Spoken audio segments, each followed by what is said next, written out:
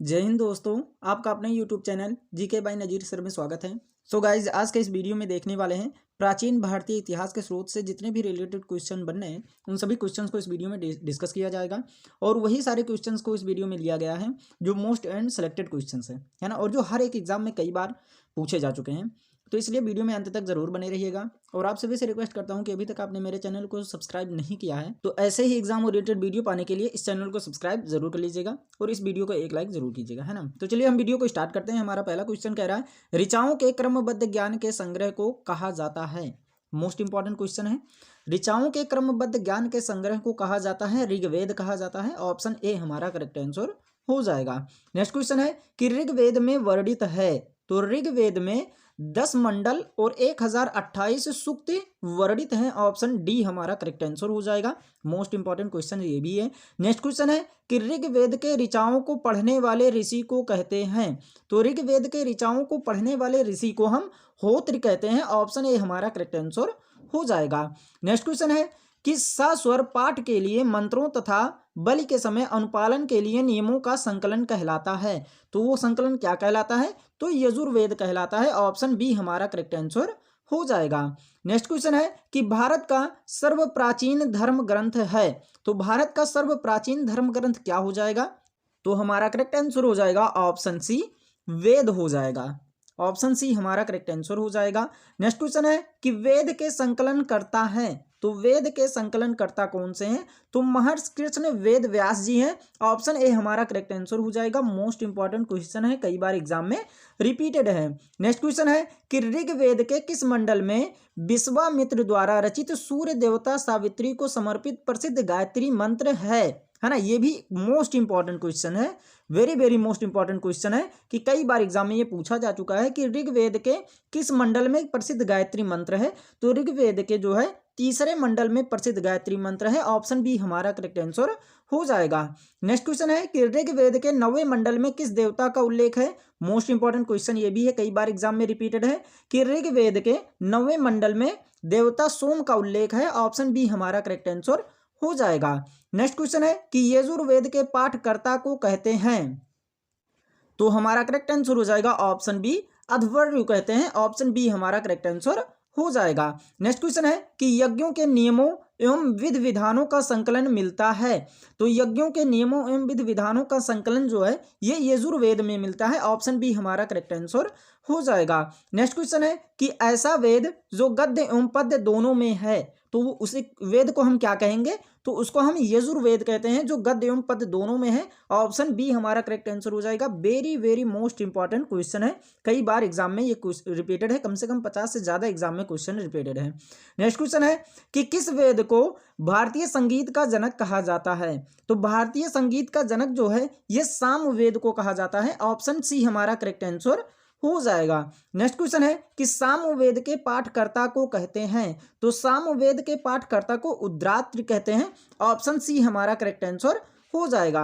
Next question है कि कन्याओं के जन्म की निंदा करता है, तो हमारा करेक्ट आंसर हो जाएगा ऑप्शन डी अथर्ववेद। अथर्ववेद जो है ये कन्याओं के जन्म की निंदा करता है। ऑप्शन डी हमारा करेक्ट आंसर हो जाएगा। नेक्स्ट क्वेश्चन है कि निम्न में से सत्य कथन है, तो सत्य कथन कौन सा है, तो उपरोक्त सभी हो जाएगा, क्योंकि जितने भी कथन दिए हैं ये क्या है, सब सही है। जैसे विष्णु पुराण, मौर्य वंश, मत्स्य पुराण, आंध्र, सातवाहन वंश, ओवायु पुराण, गुप्त वंश है, तो ये ऑप्शन डी हमारा करेक्ट आंसर हो जाएगा कि उपरोक्त सभी। नेक्स्ट क्वेश्चन है कि सभा एवं समित को प्रजापति की 2 पुत्रियां कहा गया है, तो सभा एवं समित को प्रजापति की 2 पुत्रियां कहा गया है, तो ये किस वेद में है, तो अथर्ववेद में है। ऑप्शन डी हमारा करेक्ट आंसर हो जाएगा। मोस्ट इंपॉर्टेंट क्वेश्चन ये भी है, कई बार एग्जाम में रिपीटेड है। नेक्स्ट क्वेश्चन है कि सबसे प्राचीन वेद है, तो सबसे प्राचीन वेद कौन सा है, तो ऋग्वेद है। सबसे प्राचीन वेद कौन है, ऋग्वेद है ना। ये भी कई बार एग्जाम में पूछा जा चुका है। अगर आप लोगों को वीडियो पसंद आ रही होगी तो एक लाइक जरूर कीजिएगा और इस चैनल को सब्सक्राइब जरूर कर लीजिएगा ऐसे ही एग्जाम ओरिएंटेड वीडियो पाने के लिए। नेक्स्ट क्वेश्चन है कि सबसे बाद का वेद है, तो सबसे बाद का वेद कौन सा है, तो अथर्ववेद है। ऑप्शन डी हमारा करेक्ट आंसर हो जाएगा। नेक्स्ट क्वेश्चन है कि वेदांगों की संख्या है ना, वेदांगों की संख्या कितनी है, तो हमारा करेक्ट आंसर हो जाएगा ऑप्शन डी 6 है। वेदांगों की संख्या कितनी है, 6 है। ऑप्शन डी हमारा करेक्ट आंसर हो जाएगा। नेक्स्ट क्वेश्चन है कि पुराणों की संख्या है, तो पुराणों की संख्या जो कितनी है वो 18 है। ऑप्शन ए हमारा करेक्ट आंसर हो जाएगा। ये भी कई बार एग्जाम में रिपीटेड है। नेक्स्ट क्वेश्चन है कि पुराणों में सबसे प्राचीन एवं प्रमाणिक है ना, पुराणों में सबसे प्राचीन एवं प्रमाणिक पुराण कौन सा है? तो मत्स्य पुराण होता है। ये भी ऑप्शन डी राइट आंसर हो जाएगा, कई बार एग्जाम में रिपीटेड है ये भी क्वेश्चन। नेक्स्ट क्वेश्चन है कि स्त्री की सर्वाधिक गिरी हुई स्थिति प्राप्त होती है जिसमें स्त्री को जुआ और शराब की बात पुरुष का तीसरा मुख्य दोष बताया गया है। तो ये किसमें है? तो हमारा करेक्ट आंसर हो जाएगा मैत्रेयनी संहिता में। ऑप्शन ए हमारा करेक्ट आंसर हो जाएगा। नेक्स्ट क्वेश्चन है कि बुद्ध की पूर्व जन्म की कहानी वर्णित है ना। तो बुद्ध की पूर्व जन्म की कहानी जो है ये जातक में स्थित है, जातक कथा में। ऑप्शन डी हमारा करेक्ट आंसर हो जाएगा। नेक्स्ट क्वेश्चन है कि कथा वस्तु में किसका जीवन चरित्र वर्णित है? तो हमारा करेक्ट आंसर हो जाएगा ऑप्शन ए बुद्ध का, है ना। कथा वस्तु में किसका जीवन चरित्र वर्णित है? तो बुद्ध का वर्णित है। ऑप्शन ए हमारा करेक्ट आंसर हो जाएगा। मोस्ट इंपॉर्टेंट क्वेश्चन है, जरूर ध्यान में रखिएगा। नेक्स्ट क्वेश्चन है कि जैन धर्म का प्रारंभिक इतिहास ज्ञात होता है। तो जैन धर्म का प्रारंभिक इतिहास जो है ये कल्प सूत्र में ज्ञात होता है। ऑप्शन बी हमारा करेक्ट आंसर हो जाएगा। नेक्स्ट क्वेश्चन है कि अर्थशास्त्र के लेखक हैं। तो अर्थशास्त्र के जो लेखक हैं ये चाणक्य हैं। ऑप्शन ए हमारा करेक्ट आंसर हो जाएगा। नेक्स्ट क्वेश्चन है कि कल्हड़ द्वारा रचित पुस्तक राजतरंगिणी जिसका संबंध है ना। कल्हड़ द्वारा रचित जो पुस्तक राजतरंगी है जिसका संबंध ये कहाँ से है? तो कश्मीर के इतिहास से है। ऑप्शन सी हमारा करेक्ट आंसर हो जाएगा। मोस्ट इंपॉर्टेंट क्वेश्चन है ना, वेरी मोस्ट इंपॉर्टेंट क्वेश्चन है, इसको जरूर ध्यान में रखिएगा। नेक्स्ट क्वेश्चन है कि अरबों की सिंध विजय का वृत्तांत चचनामा में सुरक्षित है जिसके लेखक हैं। तो अरबों की सिंध विजय का वृत्तांत चचनामा में जो सुरक्षित है उसके लेखक कौन है? तो हम ऑप्शन देख लेते हैं। तो अली अहमद हैं। कौन है? चचनामा के लेखक कौन है? अली अहमद हैं। ऑप्शन बी हमारा करेक्ट आंसर हो जाएगा। नेक्स्ट क्वेश्चन है कि संस्कृत भाषा व्याकरण की प्रथम पुस्तक अष्टाध्यायी के लेखक कौन है? तो अष्टाध्यायी के लेखक जो है वो पाणिनि है। ऑप्शन बी हमारा करेक्ट आंसर हो जाएगा। नेक्स्ट क्वेश्चन है कि इतिहास का पिता कहा जाता है। तो इतिहास का पिता किसे कहा जाता है? तो हेरोडोट्स को कहा जाता है। ऑप्शन बी हमारा करेक्ट आंसर हो जाएगा। मोस्ट इंपॉर्टेंट क्वेश्चन है, जरूर ध्यान में रखिएगा। नेक्स्ट क्वेश्चन है कि हिस्टोरिका पुस्तक लिखी है। तो हिस्टोरिका पुस्तक किसने लिखी है? तो हेरोडोट्स ने लिखी है। इसको भी जरूर ध्यान में रखिएगा। ऑप्शन बी हमारा करेक्ट आंसर हो जाएगा। मोस्ट इंपॉर्टेंट क्वेश्चन है। नेक्स्ट क्वेश्चन की बात करें कि मेगास्थनीज किसका राजदूत था? तो मेगास्थनीज जो है ये सेल्यूकस निकेटर का राजदूत था। ऑप्शन सी हमारा करेक्ट आंसर हो जाएगा। नेक्स्ट क्वेश्चन है कि मेगास्थनीज किसके राज दरबार में आया था? तो मेगास्थनीज जो है ये चंद्रगुप्त मौर्य के राज दरबार में आया था। ऑप्शन ए हमारा करेक्ट आंसर हो जाएगा। कई बार एग्जाम में रिपीटेड है, इसको भी जरूर ध्यान में रखिएगा। नेक्स्ट क्वेश्चन है कि मेगास्थनीज द्वारा लिखी पुस्तक है ना, मेगास्थनीज द्वारा लिखी गई पुस्तक है तो वो क्या है? तो इंडिका है। ऑप्शन डी हमारा करेक्ट आंसर हो जाएगा। 50 से ज्यादा एग्जाम में रिपीटेड है ये क्वेश्चन, इसको जरूर ध्यान में रखिएगा, मोस्ट इंपॉर्टेंट है। नेक्स्ट क्वेश्चन है भारत का भूगोल नामक पुस्तक लिखी है। भारत का भूगोल नामक पुस्तक किसने लिखी है? तो टालमी ने लिखी है। ऑप्शन ए हमारा करेक्ट आंसर हो जाएगा। नेक्स्ट क्वेश्चन है कि नेचुरल हिस्ट्री नामक पुस्तक लिखी है। तो नेचुरल हिस्ट्री नामक पुस्तक जो है ये प्लिनी ने लिखी है। ऑप्शन बी हमारा करेक्ट आंसर हो जाएगा। नेक्स्ट क्वेश्चन है कि चीनी लेखक फायान किसके दरबार में आया था? तो चीनी लेखक जो फायान है ये चंद्रगुप्त द्वितीय के दरबार में आया था। ऑप्शन बी हमारा करेक्ट आंसर हो जाएगा। नेक्स्ट क्वेश्चन है कि ह्वेनसांग किसके शासनकाल में भारत आया था? तो ह्वेनसांग जो है ये हर्षवर्धन के शासनकाल में भारत आया था। ऑप्शन डी हमारा करेक्ट आंसर हो जाएगा। मोस्ट इंपॉर्टेंट क्वेश्चन है, इसको जरूर ध्यान में रखिएगा। ये कम से कम 30 से ज्यादा एग्जाम में रिपीटेड है, जरूर ध्यान में रखिएगा। नेक्स्ट क्वेश्चन है कि महमूद गजनी के साथ भारत आने वाला लेखक है। तो महमूद गजनी के साथ भारत आने वाला लेखक का नाम क्या है? तो हम ऑप्शन देख लेते हैं। तो ऑप्शन हमारा डी राइट आंसर हो जाएगा, अलबरूनी, है ना। महमूद गजनी के साथ भारत आने वाला लेखक जो है वो अलबरूनी है। ऑप्शन डी हमारा करेक्ट आंसर हो जाएगा। नेक्स्ट क्वेश्चन है कि कंगयूर तथा तंगयून नामक ग्रंथ के रचना की, है ना। तो किसने किया था? तो तारानाथ ने किया था। ऑप्शन सी हमारा करेक्ट आंसर हो जाएगा। नेक्स्ट क्वेश्चन है कि सर्वप्रथम भारत का जिक्र किस अभिलेख में है? तो सर्वप्रथम भारत का जिक्र जो है ये हाथी गुम्फा अभिलेख में है। ऑप्शन डी हमारा करेक्ट आंसर हो जाएगा। मोस्ट इंपॉर्टेंट क्वेश्चन है, जरूर ध्यान में रखिएगा।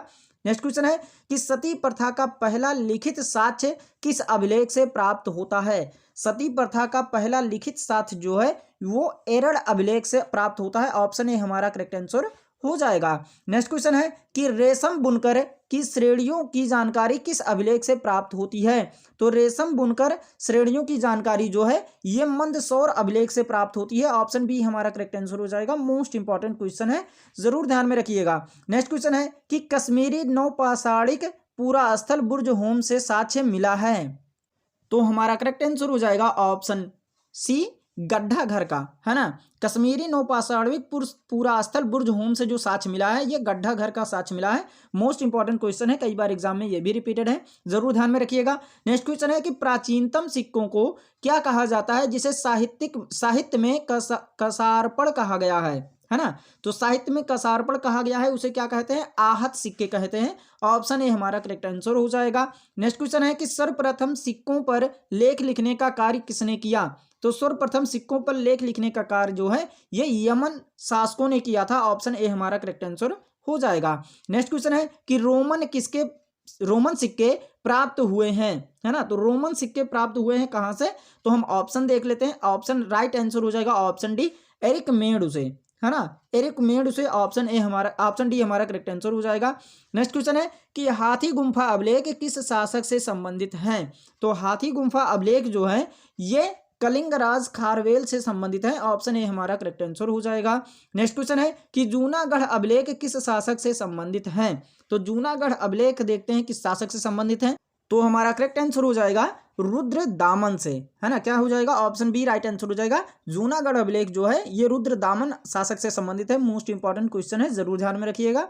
नेक्स्ट क्वेश्चन है कि अभिलेखों का अध्ययन कहलाता है। तो अभिलेखों का अध्ययन जो है ये एपिग्राफी कहलाता है। ऑप्शन डी हमारा करेक्ट आंसर हो जाएगा। नेक्स्ट क्वेश्चन है कि नासिक अभिलेख किस शासक से संबंधित है? तो नासिक अभिलेख जो है ये गौतमी बलश्री से संबंधित है। ऑप्शन सी हमारा करेक्ट आंसर हो जाएगा। नेक्स्ट क्वेश्चन है कि प्रयाग स्तंभ लेख किस शासक से संबंधित है? तो प्रयाग स्तंभ लेख जो है ये समुद्रगुप्त शासक से संबंधित है। ऑप्शन डी हमारा करेक्ट आंसर हो जाएगा। मोस्ट इंपॉर्टेंट क्वेश्चन है, कई बार एग्जाम में रिपीटेड है, जरूर ध्यान में रखिएगा। नेक्स्ट क्वेश्चन है कि एहोल अभिलेख किस शासक से संबंधित है? तो एहोल अभिलेख जो है ये पुलकेशिन द्वितीय से संबंधित है। ऑप्शन ए हमारा करेक्ट आंसर हो जाएगा। नेक्स्ट क्वेश्चन है कि मंदसौर अभिलेख किस शासक से संबंधित है? तो हमारा करेक्ट आंसर हो जाएगा ऑप्शन बी मालवा नरेश यशोवर्मन से संबंधित है मंदसौर अभिलेख। ऑप्शन बी हमारा करेक्ट आंसर हो जाएगा। नेक्स्ट क्वेश्चन है कि ग्वालियर अभिलेख किस शासक से संबंधित है? तो ग्वालियर अभिलेख जो है ये प्रतिहार नरेश भोज से संबंधित है। ऑप्शन सी हमारा करेक्ट आंसर हो जाएगा। नेक्स्ट क्वेश्चन है भीतरी एवं जूनागढ़ अभिलेख किस शासक से संबंधित है? तो हमारा करेक्ट आंसर हो जाएगा स्कंद गुप्त से। ऑप्शन डी हमारा करेक्ट आंसर हो जाएगा। नेक्स्ट क्वेश्चन है कि देवपाड़ा अभिलेख किस शासक से संबंधित है? तो देवपाड़ा अभिलेख जो है ये बंगाल शासक विजय सेन से संबंधित है। ऑप्शन डी हमारा करेक्ट आंसर हो जाएगा। नेक्स्ट क्वेश्चन है कि उत्तर भारत के मंदिरों की कला की शैली को कहा जाता है। तो उत्तर भारत के मंदिरों की कला की शैली को क्या कहा जाता है? नागर शैली कहा जाता है। ऑप्शन ए हमारा करेक्ट आंसर हो जाएगा। मोस्ट इंपॉर्टेंट क्वेश्चन है, कम से कम ये 50 से ज्यादा एग्जाम में पूछा जा चुका है, जरूर ध्यान में रखिएगा इसको। नेक्स्ट क्वेश्चन है कि दक्षिण भारत के मंदिरों की कला की शैली को कहा जाता है। तो हमारा करेक्ट आंसर हो जाएगा ऑप्शन बी द्रविड़ शैली कहा जाता है। ऑप्शन बी हमारा राइट आंसर हो जाएगा। दक्षिण भारत के मंदिरों की कला की शैली को द्रविड़ शैली कहा जाता है। नेक्स्ट क्वेश्चन है कि दक्षिणापथ के मंदिरों के निर्माण में नागर एवं द्रविड़ दोनों शैलियों का प्रभाव पड़ा, अतः यह कहलाती हैं। तो इस कला को हम क्या कहते हैं? तो वेसर शैली के नाम से जाना जाता है। ऑप्शन ए हमारा करेक्ट आंसर हो जाएगा। तो ये आपके 60 क्वेश्चन थे जो आपके एग्जाम के लिए बहुत इंपॉर्टेंट है। अगर वीडियो पसंद आई होगी तो एक लाइक जरूर कीजिएगा, चैनल को सब्सक्राइब कीजिएगा और अपने दोस्तों तक शेयर जरूर कीजिएगा और कमेंट करके बताइएगा कि आपको ये वीडियो कैसी लगी। मिलते हैं नेक्स्ट वीडियो में, तब तक के लिए take care and bye bye.